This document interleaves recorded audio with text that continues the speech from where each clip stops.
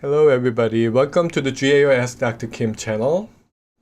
It's been a long time. I haven't seen you for a while because I have been very busy for the last few weeks. And anyway, I'm back and today I'm gonna share a clinical case, very simple clinical case, but very interesting as well. So this is single crown case. I took intraoral scanning and I used the 3D printers to fabricate the final restoration. So I named a variety of options. Actually, I made 4 crowns for one single abutment. So patient came for root canal treatment of right lower second premolar. So I did the root canal treatment for this one. So it's time to make final impression. So instead of making lower impression, I took intraoral scan by i500 from the MEDIT, as well as different other case.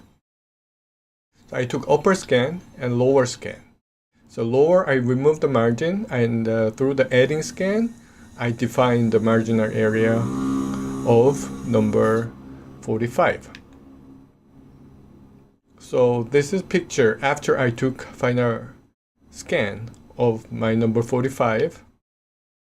So I send the case to the lab and to the Mr. GAO as well as other case, and he treated, he handled this case as used many different options. So and he treated the case on the model builder. So this is full control and copying.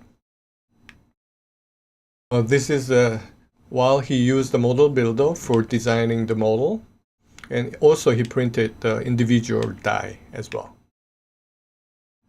Okay, so for full metal crown, he printed the castable pattern at the full control, and he casted, he did casting for this full control pattern to this. So we made a full metal crown.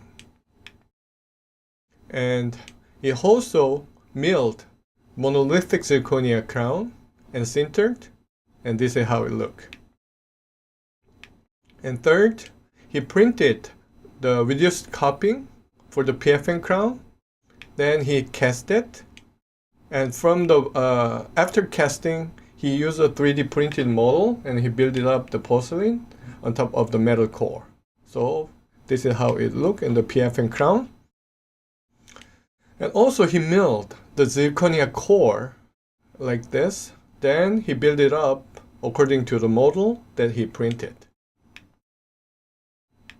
So now he had single intraoral scanning file.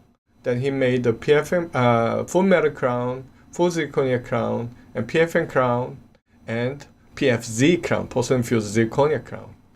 So I tried 4 individual crown to the patient mouth, and everything was fit. And I cemented PFZ crown because that's because my preference.